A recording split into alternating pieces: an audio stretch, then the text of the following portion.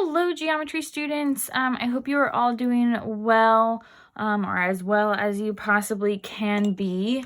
I'm thinking of you, and I hope you have stocked up on some yummy treats so that you're not sitting at home just eating, the healthy food all the time. I just want to, before we get started with math, I know this is new. It's new for me. You're probably confused because every teacher is telling you something different. I'm sorry about that. First, I just want to tell you how attendance is going to work for this week is you need to fill out the text survey that I asked you, that I've posted on Google Classroom. It's just asking about your home learning environment. So fill out survey before scheduled class time is over.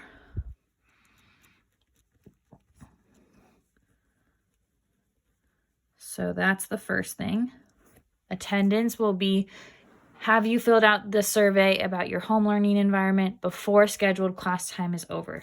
When I say scheduled class time, I'm talking about the Fremont's remote schedule. So when classes are meeting. And I want you to join the Zoom meeting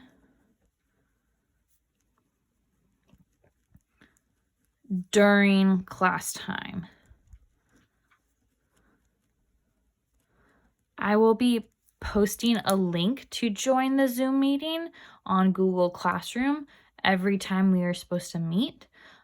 So I'd like you to try joining it. Obviously, if you're having issues, email me, text me on my Remind app, school loop me, put a comment on Google Classroom, and I will help you troubleshoot. So that's attendance.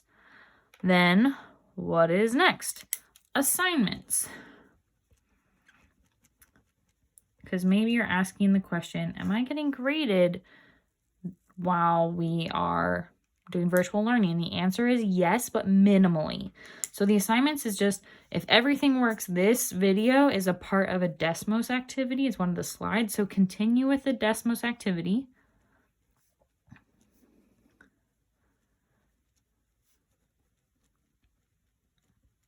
Fill out all of the slides, answer the questions, do your best, and submit it before this Friday. Then you'll get 5 points in your homework or classwork grade for completing it. Now you'll probably have questions about the assignment, about the math. So if you have questions, you can come to virtual office hours. There will be a Zoom link posted and I can help you out with that. Or you can ask questions during our scheduled class time on Zoom. Ask questions during class time on Zoom. That's all the nuts and bolts I have, and so let's get started with math. Obviously, if you have a question, email me, school at me, remind me, etc. So where we left off was before we got rudely interrupted by the coronavirus is probability. And on Thursday, our last day of class together, we played a game, Blocko. And so what we're going to do is we're going to, again, talk about the difference between theoretical probability, what happens in a perfect world, versus experimental probability, what happens in real life, in an experiment. So you will need a coin for this if you're going to try it on your own. Or what I'm going to do is I just Googled flip a coin, and there's a little demo that you can just say flip and flip again and flip again. So it says flip a coin 20 times. Find the theoretical probability of flipping a head. Record your answer in the table below. So we know the probability of getting a head on one flip. Well, there's one side is heads, and there are a total of 2 sides, so it should be 1/2. So a probability of getting heads on 20 flips that should still be a half. So what's half of 20? 10, which is equal to a half, or 0.5. Well, what is the experimental probability? So I'm going to flip a coin 20 times, and it's going to land on heads. So I'm pressing the button over here to flip the coin on the computer. I got tails, then I got heads, so that's 1. Heads again, 2, so I have a total of 3 times. Tails, 4 times. Heads again. Tails. Heads again. That's nice. That was 7. Wow. 8, that's tails. This feels like I've cheated, because right now I'm at 50% tails again. That was 9, etc., etc., etc. So if you can see, so that was 10 times, and I got 11 times, and I got 5 out of 11. So, 5 out of 11 for my experiment. I don't want to waste your time by sitting here and flipping the coin 20 times. But these numbers should be different for each person if we are truly doing this experiment. So remember that theoretical probability is perfect world. Experimental probability is what is actually happening. So we didn't get into this on Thursday, but there's not just probability of like rolling dice or flipping a coin, but there's also spinners. So spinners here, each section is equal. So we have a blue section here. We have a red section over here. And then we have 2 green sections. So if they're what we're thinking, remember, always in the back of our head, probability is equal to desired outcome, what we're asking about, divided by total possible outcomes.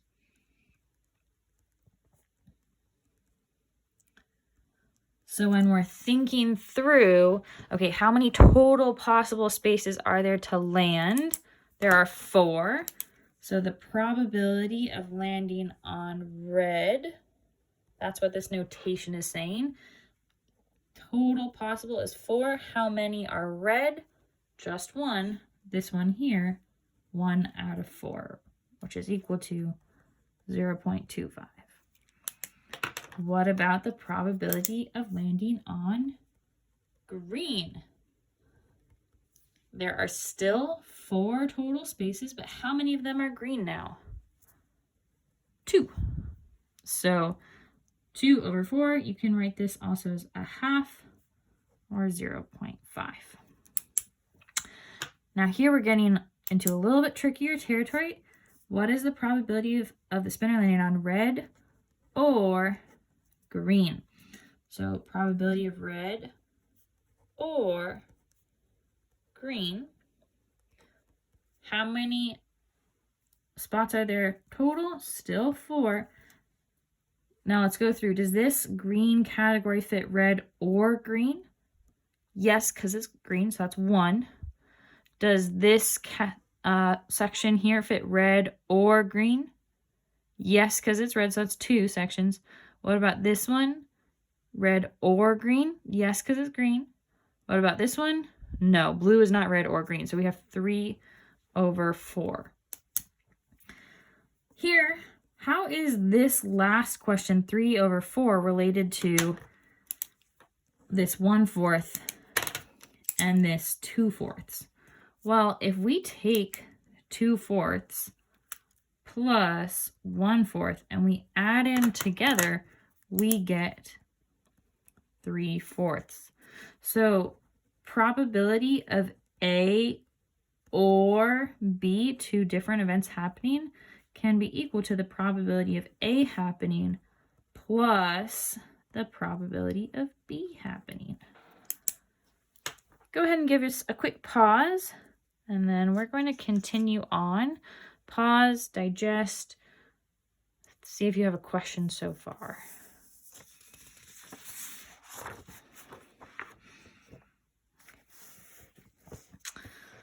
So here's another probability situation.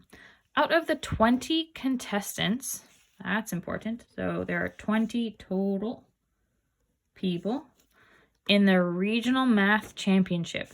9 are from Fremont. Go Fremont. 5 are from Homestead. So I'll put an H next to that. And 6 are from Cupertino.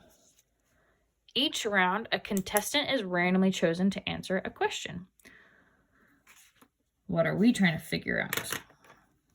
What is the probability that the first student chosen is from Homestead? So we'll do P of Homestead.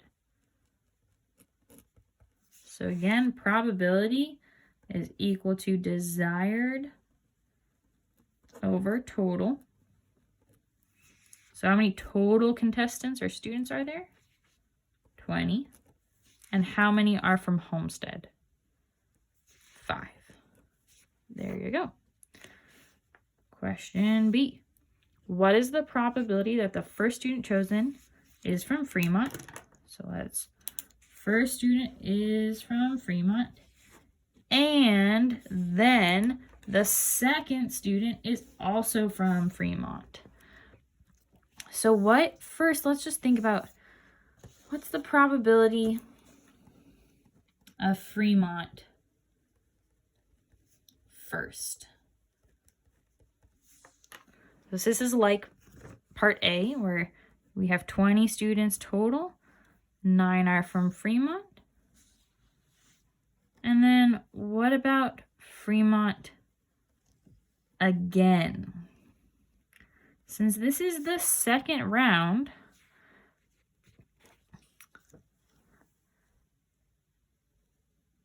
it doesn't say that a student can be chosen, that a student cannot be chosen twice. So we are going to assume that it is okay for a student to be chosen again and again and again, because it's just a contestant is chosen to answer a question.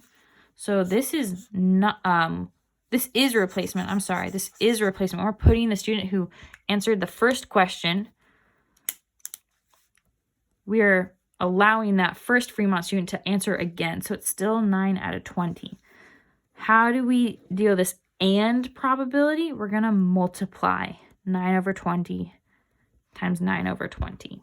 In fractions, we multiply across, so 81 over 400. So the probability of A and B is equal to the probability of A times the probability of B. We're going to get at this idea of replacement versus non-replacement again on our next problem. In a bag of marbles, there are 4 blue marbles, 3 red marbles, and 3 yellow marbles. You draw 1 marble at random from the bag. Okay. What is the probability of drawing a blue marble? So first we need to know what's the total number of marbles. 4 plus 3 plus 3. 4 blue, 3 red, 3 yellow. So that's 10.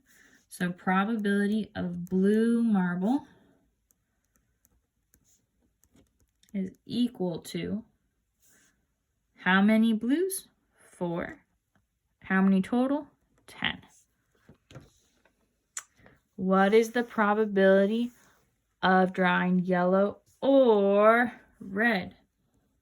So yellow or red.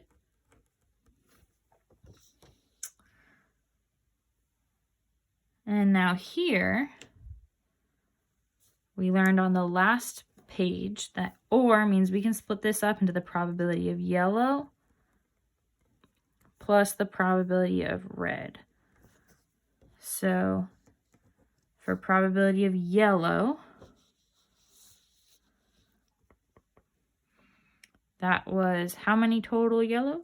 3 out of 10 total, plus red, 10 total, 6 out of 10. Because in adding fractions, we add our numerators, and we just need this number denominator to be the same, and we don't add it. Okay. How are the probabilities from A and B related? So let's look at this 4/10 and 6/10. Well, when we add them together, we get 10 out of 10. That means that the total possible outcomes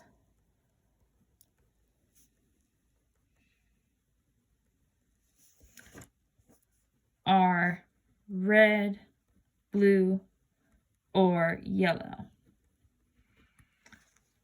This makes sense because when we draw a marble from the bag, it has to be blue, it has to be red, or it has to be yellow. So we should get the probability of drawing yellow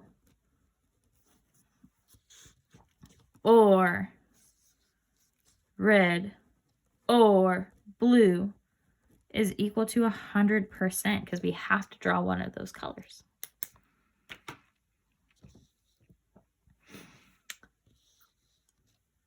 Here's a slightly different question. What is the probability of drawing yellow and red marble? And notice it did not say and then, so this is saying at the same time. Since there are no marbles that are both yellow and red, the probability of yellow and red, there are 0 marbles that are yellow and red, so our probability is 0%. What if this said the probability of red and then yellow? Let's say we keep the marble.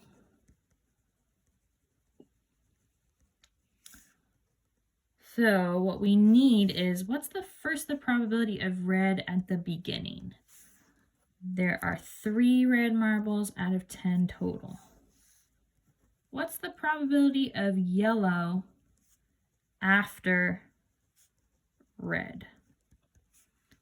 Are there still 3 yellow marbles? Yes, but how many marbles are there total now? We've kept the 1 red, so this becomes 9, or 10 minus the 1 red. And from earlier, we learned that when we have and probability, we're going to multiply. So we'll have 3/10 times 3/9. Multiply, and we go across. 3 times 3 is 9. 10 times 9 is 90. You are allowed to simplify your fractions, but you do not need to. And that is all the probability I'm going to go over today. If you have any questions, please ask me during office hours or class time, or send me an email. I hope you have a great rest of your day, and I will talk to you very soon. Goodbye.